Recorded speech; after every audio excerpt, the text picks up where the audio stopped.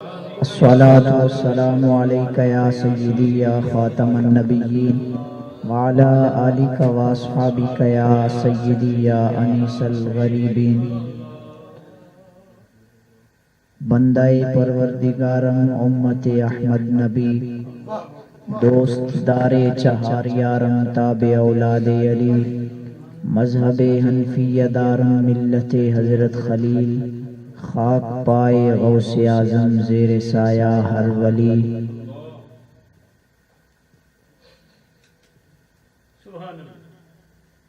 حمد و صلات کے بعد انتہائی عزت و وقار کے لائق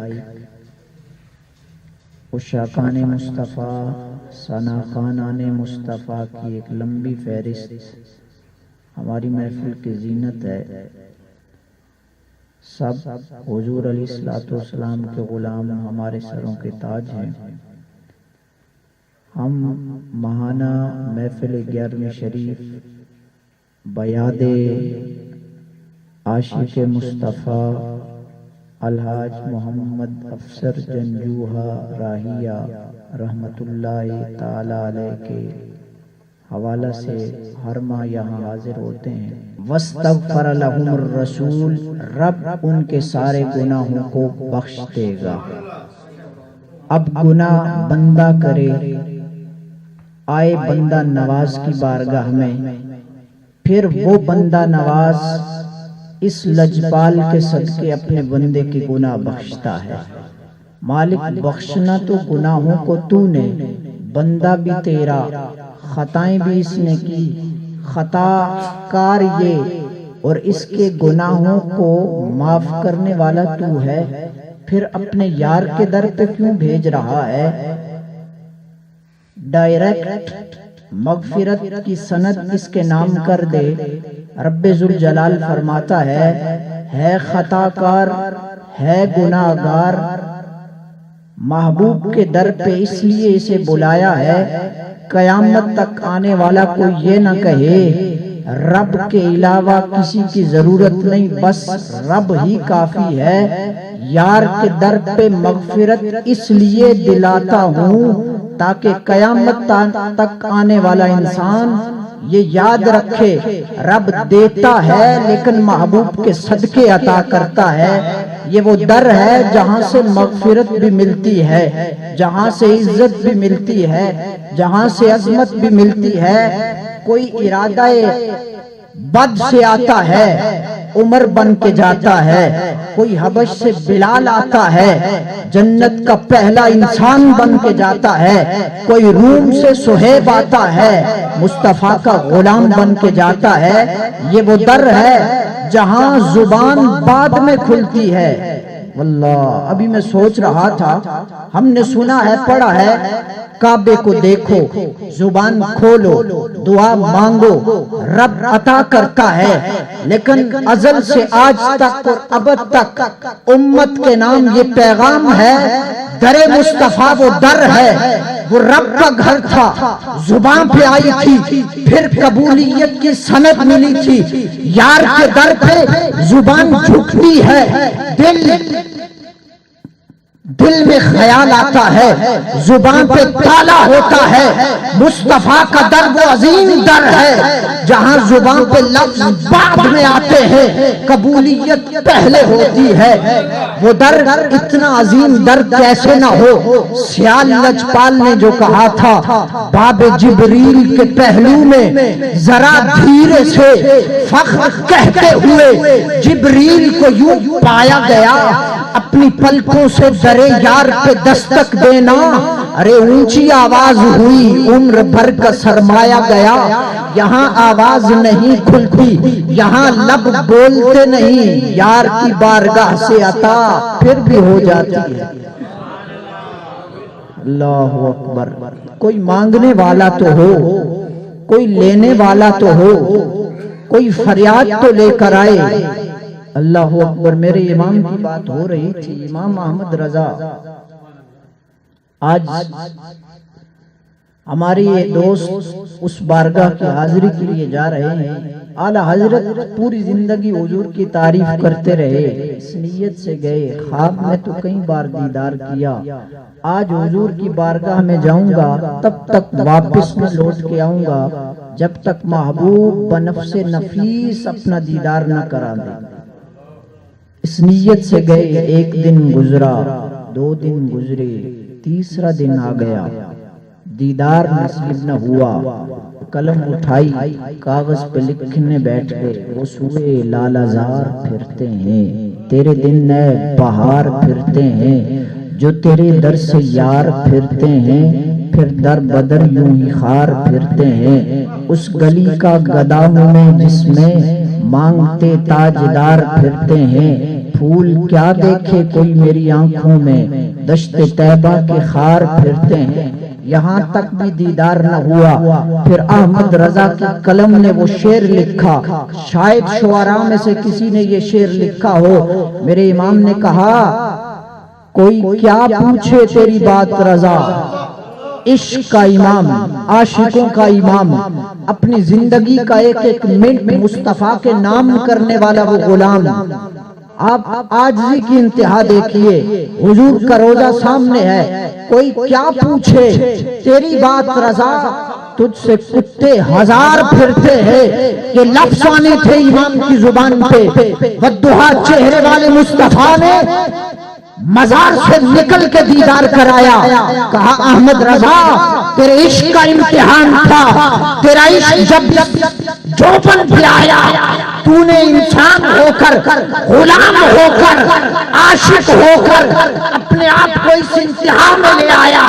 इंसान से निकल कर अपने आप को जब तूने कुत्ता कह दिया, मुस्तफा ने तुझे अपना दीदार करा दिया।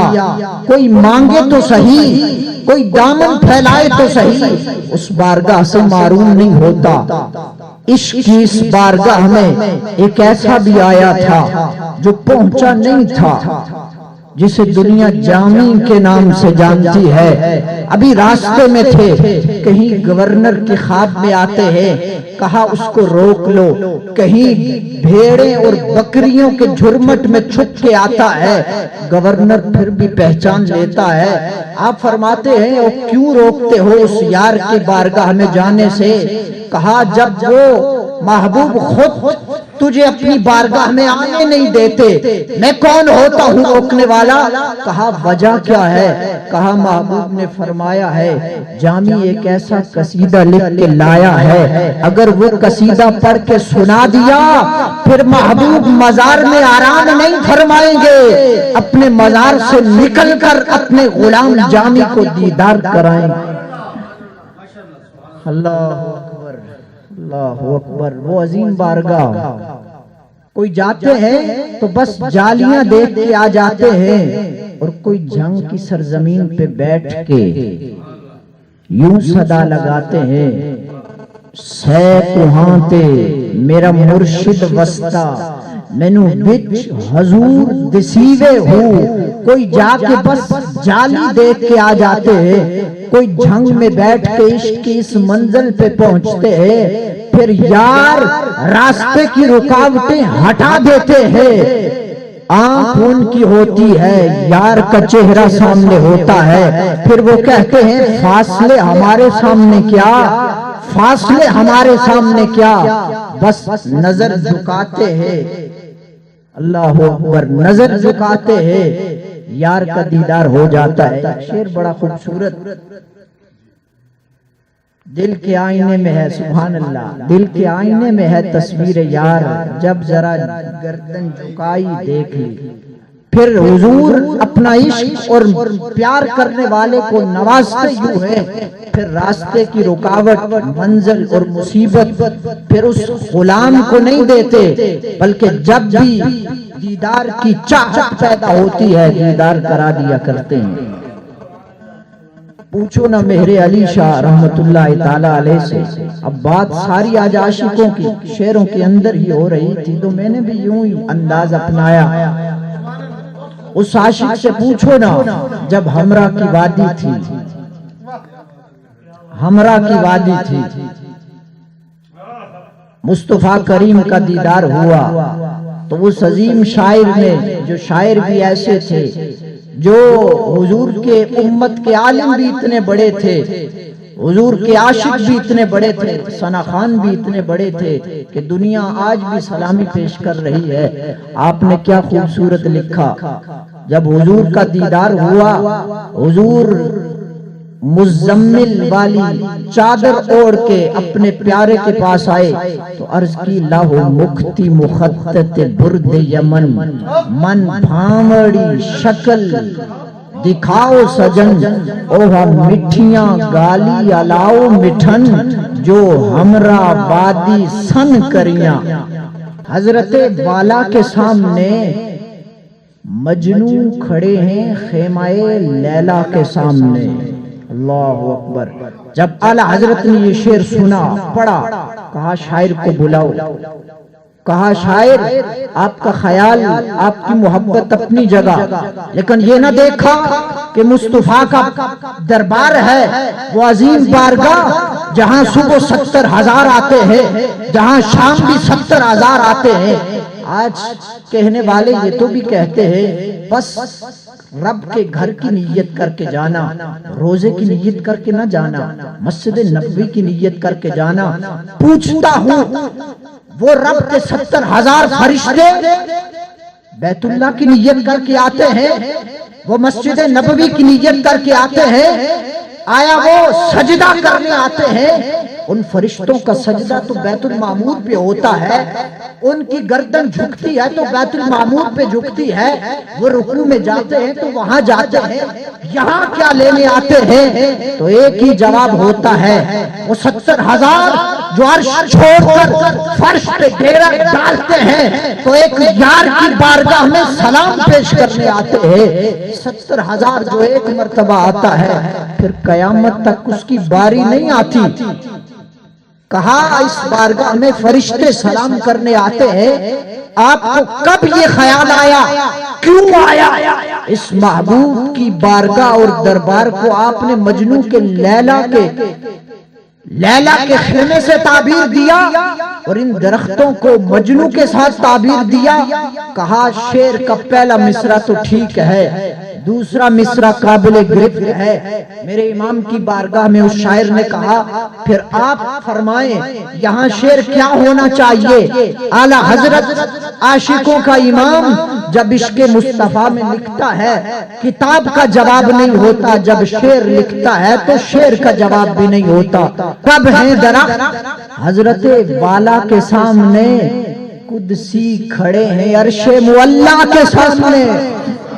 کہا یار کا در یہ وہ عظیم در ہے جس کے بارے میں رب ذوالجلال کے محبوب خود فرماتے ہیں عرش بلندی پہ جا کے بھی وہ مقام حاصل نہ کر سکا، یار کے جسم سے لگنے والی مٹی نے جو مقام حاصل کیا یہ فرش پہ رہ کے عرش سے افضل ہو گئی۔ کہا محبوب کی بارگاہ عرش ہے اور اس بارگاہ کے سامنے کھڑے ہوئے درخت یہ درخت نہیں، رب کے فرشتے ہیں جو ہر وقت سلامیاں پیش کر رہے ہیں۔